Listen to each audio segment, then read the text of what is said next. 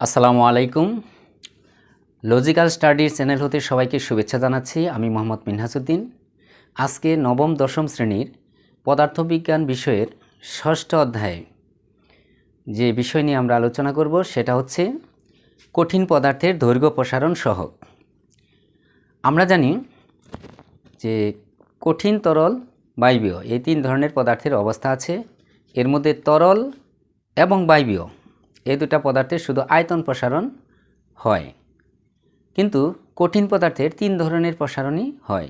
তা হচ্ছে দৈর্ঘ্য প্রসারণ, ক্ষেত্র প্রসারণ এবং আয়তন প্রসারণ। তাই আজকে আমরা দেখব যে এই প্রসারণ তিনটি কিভাবে হয়। তো কিছু ব্যতিক্রম ধর্মী পদার্থ ছাড়া সকল পদার্থকেই তাপ প্রয়োগ করলে পরে তাদের প্রসারণ ঘটে। তো সেটা একটু ব্যতিক্রমধর্মী, তো সেটা সাধারণ নিয়মের ব্যত্যয়। তাই ম্যাক্সিমাম পদার্থের যেহেতু তাপ প্রয়োগ করলে প্রসারণ হয়, তাই আমরা আজকে যে কঠিন পদার্থের প্রসারণ পড়তে যাচ্ছি তা ম্যাক্সিমাম পদার্থের জন্যই প্রযোজ্য। তাই আর দেরি নয়, আমরা চলে আসি আলোচনায়। তো কঠিন পদার্থের দৈর্ঘ্য প্রসারণ সহগ। তো দৈর্ঘ্য প্রসারণ সহগ, দৈর্ঘ্য প্রসারণ সহগ, এটা কঠিন পদার্থের দৈর্ঘ্য প্রসারণ সহগ কেমন হবে? তো আমরা ধরে নিলাম যে এটা হচ্ছে আমার একটি কঠিন পদার্থ, যার দৈর্ঘ্য হচ্ছে L1 এবং এই কঠিন পদার্থটি যে তাপমাত্রায় আছে তা হচ্ছে θ1। এখন এই বস্তুটাকে আমি যদি কিছু পরিমাণ তাপ প্রয়োগ করি তাহলে কি হবে? এর তাপমাত্রা বৃদ্ধি পাবে। আমি ধরলাম কিছু পরিমাণ তাপ প্রয়োগ করার ফলে এই বস্তুটির তাপমাত্রা বৃদ্ধি পেয়ে হলো θ2 এবং এর দৈর্ঘ্য বৃদ্ধি পেয়ে এর দৈর্ঘ্য দাঁড়ালো L2। অর্থাৎ তাপ দেওয়ার পূর্বে বস্তুটার দৈর্ঘ্য ছিল L1 এবং তাপমাত্রা ছিল θ1। এটা হচ্ছে ইনিশিয়াল বা প্রাথমিক অবস্থায়।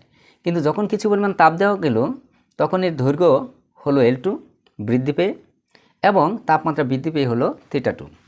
তাহলে আমরা যদি বলি এর দৈর্ঘ্য কতটুকু বৃদ্ধি পেল, আমরা দৈর্ঘ্য বৃদ্ধি একে বলি ডেল্টা এল। এটা L2 মাইনাস L1 এবং এর তাপমাত্রা বৃদ্ধি কতটুকু পেল, delta theta equal to θ2 minus θ1। তাহলে এই যে কঠিন পদার্থের দৈর্ঘ্য বৃদ্ধি ডেল্টা এল, এটা অবশ্যই ইহার আদি দৈর্ঘ্যের সমানুপাতিক হবে। অর্থাৎ বস্তুটার দৈর্ঘ্য যদি বেশি হয় তাহলে একে তাপ প্রয়োগ করলে পরে তার দৈর্ঘ্যটাও বেশি বৃদ্ধি পাবে। আর যদি বস্তুটার দৈর্ঘ্য কম হয় তাহলে একই তাপ প্রয়োগ করলে এর দৈর্ঘ্য কম প্রসারিত হবে। অর্থাৎ এর দৈর্ঘ্য বৃদ্ধি হবে উহার আদি দৈর্ঘ্যের সমানুপাতিক। তো এখন এই দৈর্ঘ্য বৃদ্ধি ডেল্টা এল, এটা শুধু এদের আদি দৈর্ঘ্যের সাথেই নির্ভর করে না, এটা তাপমাত্রার পার্থক্যের সাথেও সম্পর্কিত। যদি আমরা একে তাপ প্রয়োগ করে তাপমাত্রা যত বেশি বৃদ্ধি করতে পারবো উহার দৈর্ঘ্য তত বেশি বৃদ্ধি পাবে। তাই আমি ধরলাম দৈর্ঘ্য বৃদ্ধি হবে এর তাপমাত্রার পার্থক্য ডেল্টা থিটা এর সমানুপাতিক। আমরা বীজগণিতের পরিবর্তনের সূত্র অনুসারে জানি যে একই জিনিসের সাথে যদি একাধিক রাশির সমানুপাতিক সম্পর্ক থাকে তাহলে এই একই পাশের জিনিসদ্বয়, অর্থাৎ একই পাশের এই বিষয়টি বা রাশিটি যেটা আমার ডেল্টা এল, এটা অবশ্যই সমানুপাতিক হবে অপর রাশিসমূহের গুণফলের সমান। অর্থাৎ ডেল্টা এল সমানুপাতিক L1 ডেল্টা থিটা। এখন এখানে ডেল্টা এল সমানুপাতিক L1 ডেল্টা থিটা, এখানে যদি আমি একটি সমান চিহ্ন আনতে চাই তাহলে অবশ্যই এই পাশে একটি ধ্রুবক দিয়ে গুণ করতে হবে। আমি ধরলাম সেই ধ্রুবকটা হচ্ছে আমার গ্রিক বর্ণ আলফা। তাহলে এখানে দাঁড়ালো ডেল্টা এল ইকুয়াল টু হচ্ছে আলফা L1 ডেল্টা থিটা। এখানে আলফা কি? আলফা হচ্ছে কঠিন পদার্থের দৈর্ঘ্য প্রসারণ সহগ। ইহার মান বস্তুটির উপাদানের উপর নির্ভরশীল। তো এখানে যদি আমি এই দৈর্ঘ্য প্রসারণ সহগ আলফার মান বের করতে চাই, তাহলে আলফা ইকুয়াল টু হবে কত? আলফা ইকুয়াল টু হবে delta L divided by L1 delta theta. এখান থেকে আমরা কঠিন পদার্থের দৈর্ঘ্য প্রসারণ সহগের একটি সংজ্ঞা দিতে পারি।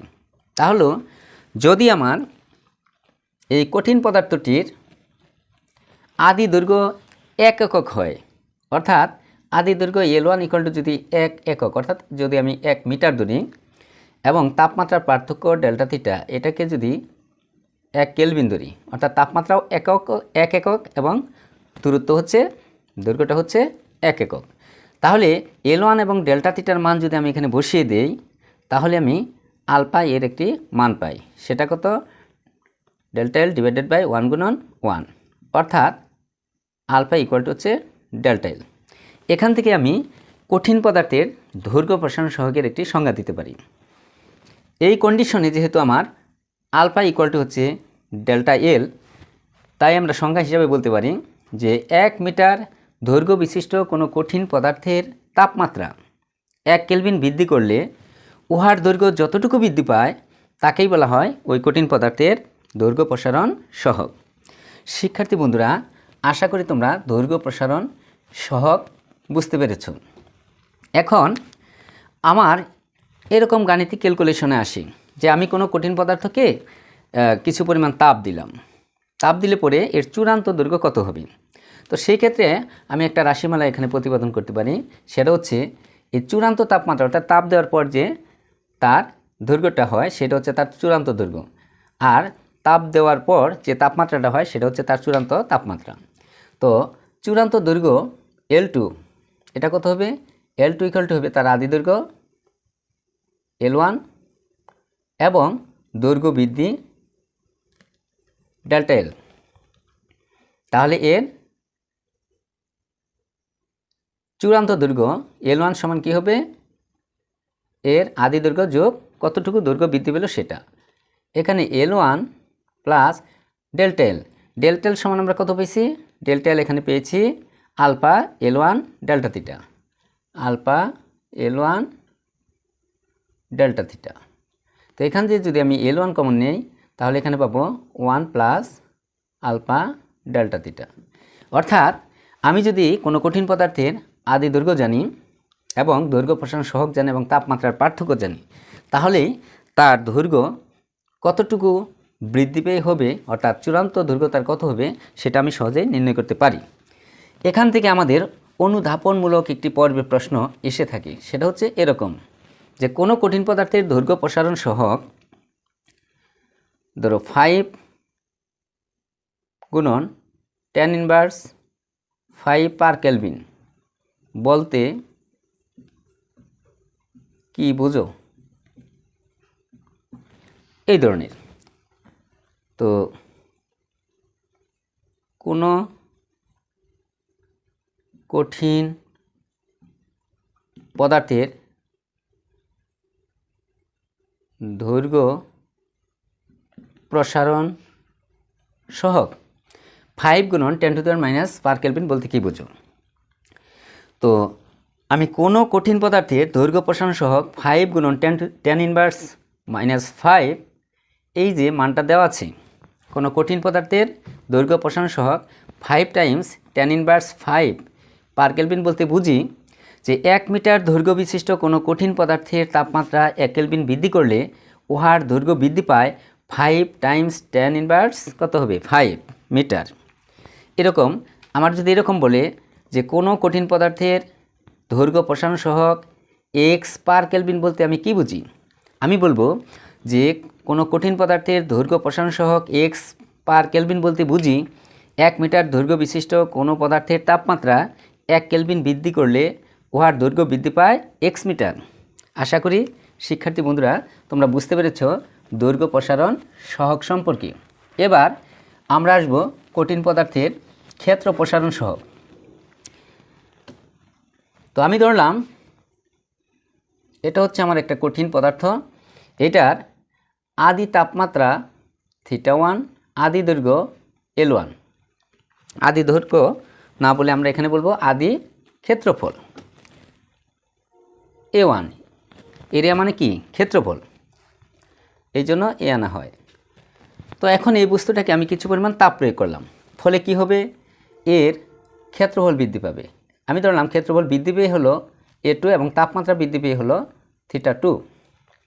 তাহলে তাপমাত্রার পার্থক্য ডেল্টা থিটা হবে কত, θ2 মাইনাস θ1, এবং ক্ষেত্রফল বৃদ্ধি হবে A2 মাইনাস A1। তো যেহেতু আমরা পূর্বেই দেখলাম যে তাপ প্রয়োগ করলে কঠিন পদার্থের দৈর্ঘ্য প্রসারণ ঘটে, তাহলে এটা একটা যদি কঠিন পদার্থ হয় তাহলে এর দৈর্ঘ্য আছে এবং প্রস্থ আছে। প্রস্থও এক ধরনের দৈর্ঘ্য, দৈর্ঘ্যও তো এক ধরনের দৈর্ঘ্য। কাজেই দৈর্ঘ্য এবং প্রস্থ এর যদি প্রসারণ ঘটে তাহলে কি হবে, দৈর্ঘ্য গুণন প্রস্থ হচ্ছে আমার ক্ষেত্রফল, সেটাও কি হবে, বৃদ্ধি পাবে। তো আমি ধরলাম যে এই কঠিন পদার্থের যে ক্ষেত্র প্রসারণ ডেল্টা এ, এই ডেল্টা এ এটা হবে বস্তুটার আদি ক্ষেত্রফলের সমানুপাতিক এবং ডেল্টা এ হবে তাপমাত্রার পার্থক্যের সমানুপাতিক। অর্থাৎ এখান থেকে আমরা লিখতে পারি ডেল্টা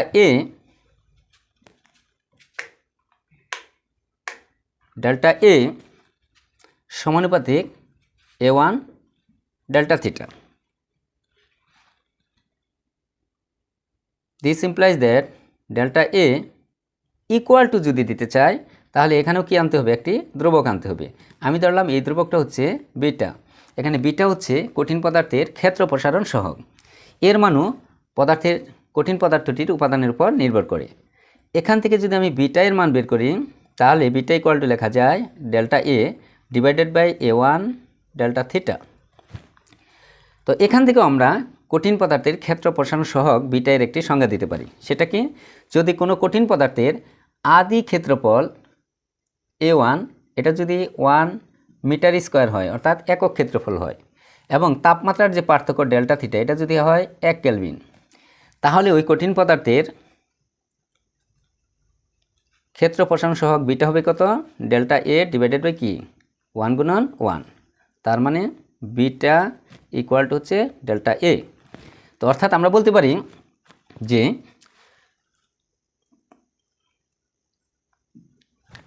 কোনো কঠিন পদার্থের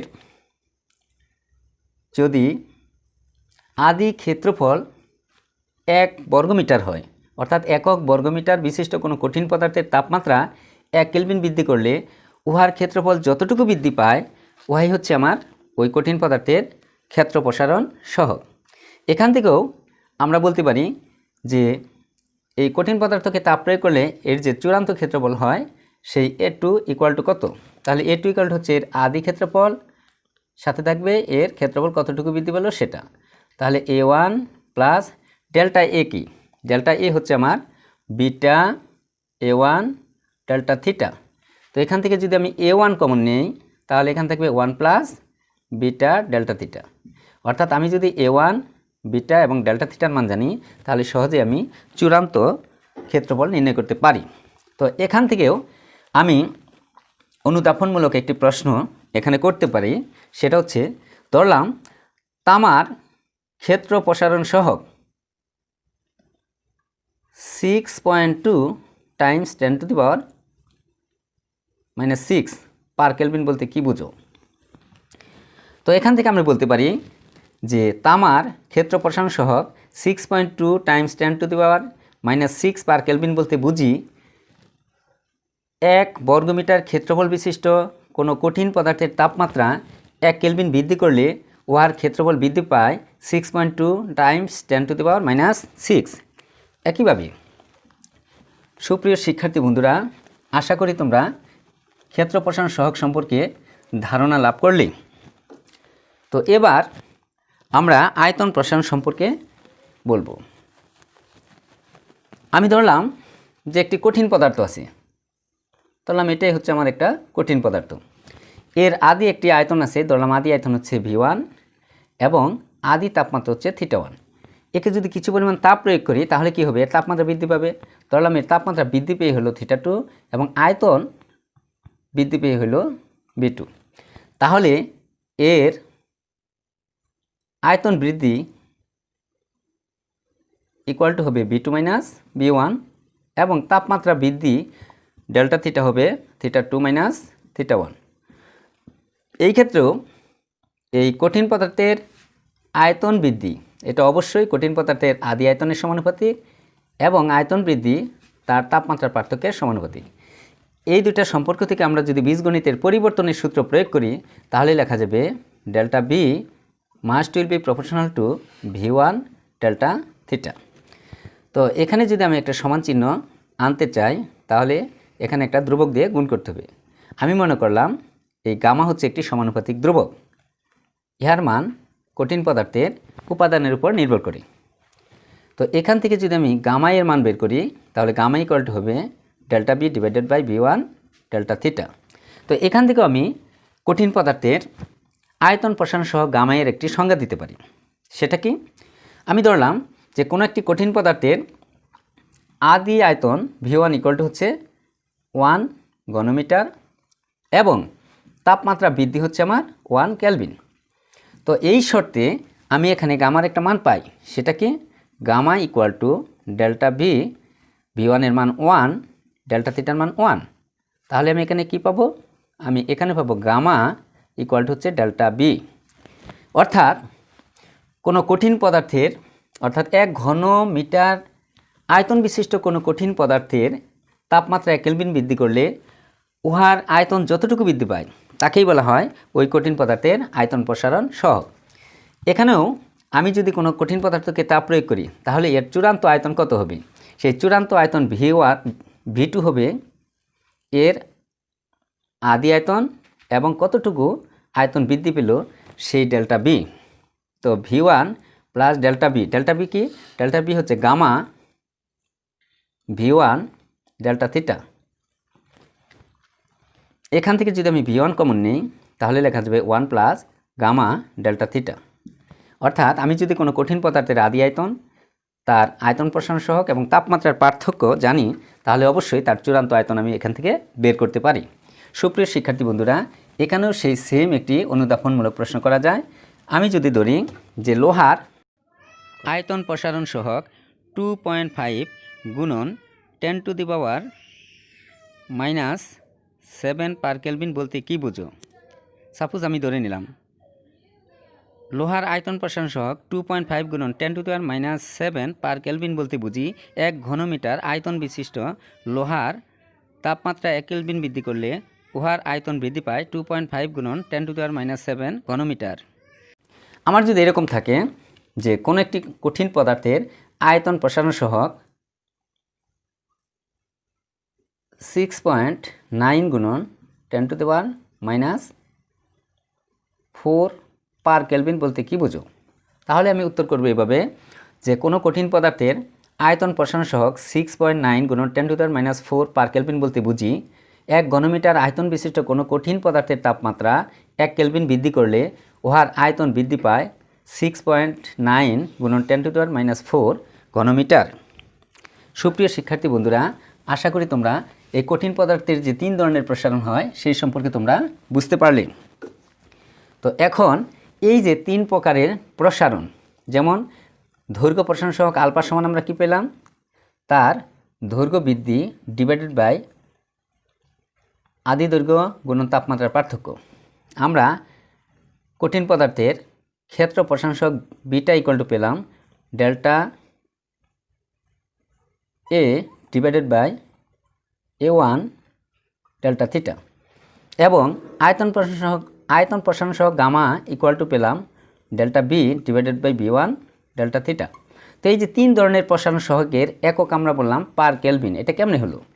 এটা হলো, তো আমি আলফা ইকুয়াল টু কি জানি এটা, তো এখানে যদি আমি এদের রাশিগুলার একক বসিয়ে দিই, যেমন ডেল্টা এল এটা হচ্ছে কি দৈর্ঘ্যের বৃদ্ধি বা দৈর্ঘ্যের পার্থক্য, দৈর্ঘ্যের একক কি মিটার, এটা আদি দৈর্ঘ্য এর একক কি মিটার, গুণন ডেল্টা থিটা হচ্ছে তাপমাত্রার পার্থক্য, তাপমাত্রা এবং তাপমাত্রার পার্থক্যের একক হবে কি কেলভিন। তাহলে এম আর এম কাটা গেলে এখান থেকে 1/k, এটাকে যদি আমি উপরে নিয়ে যাই k ইনভার্স 1।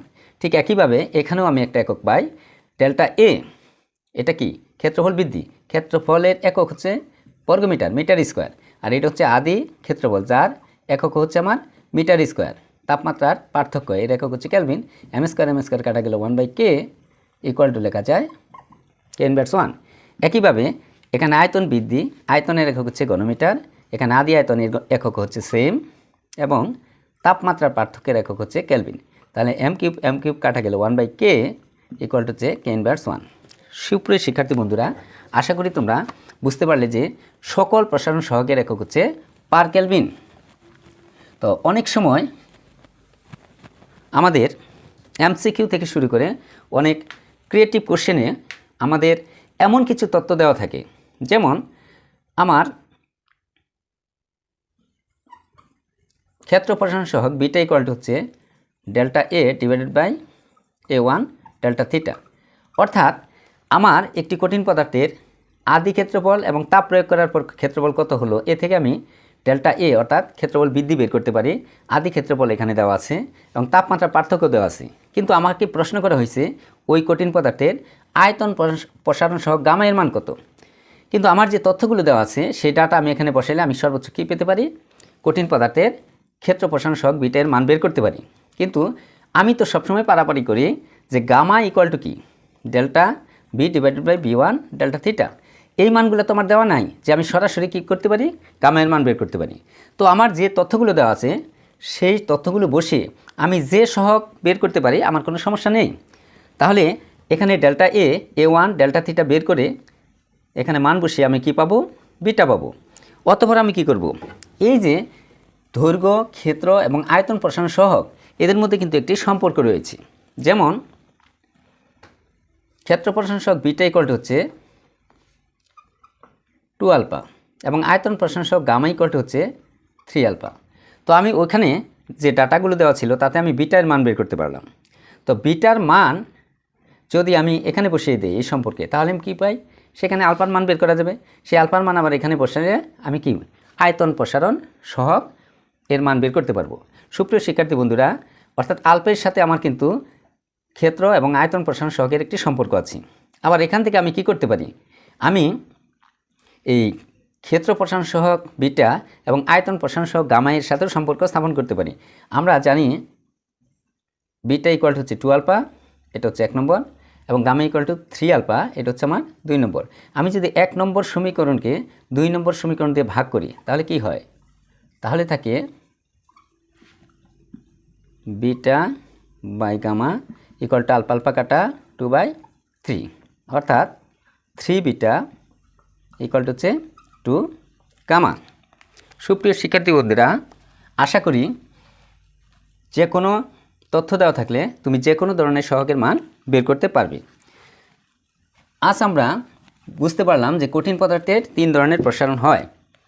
সুপ্রিয় শিক্ষার্থী বন্ধুরা, আমরা এর পরবর্তী ক্লাসটি এই 6ষ্ঠ অধ্যায়ের যে কঠিন পদার্থের প্রসারণের পরবর্তী যে আলোচনা, তাপ এবং তাপমাত্রা কী এবং কোনো পদার্থের বিশেষ করে তরল পদার্থের আপাত প্রসারণ এবং প্রকৃত প্রসারণ এবং তাদের সহগ, এছাড়াও আমরা পদার্থের তাপ ধারণ ক্ষমতা এবং আপেক্ষিক তাপ সম্পর্কে বিস্তারিত আলোচনা করব। আশা করি তোমরা আমাদের এই চ্যানেলের সাথেই থাকবে এবং তোমাদের যে বন্ধুবান্ধব আছে তাদেরকে এই ভিডিওগুলো শেয়ার, সাবস্ক্রাইব এবং লাইক দিয়ে সহযোগিতা করবে, যাতে করে তোমরা সবাই একই সাথে এগিয়ে যেতে পারো। তাহলেই আমাদের এই চ্যানেলটি এক এক করে তোমাদেরকে নিয়ে একটা স্থানে পৌঁছে যাবে।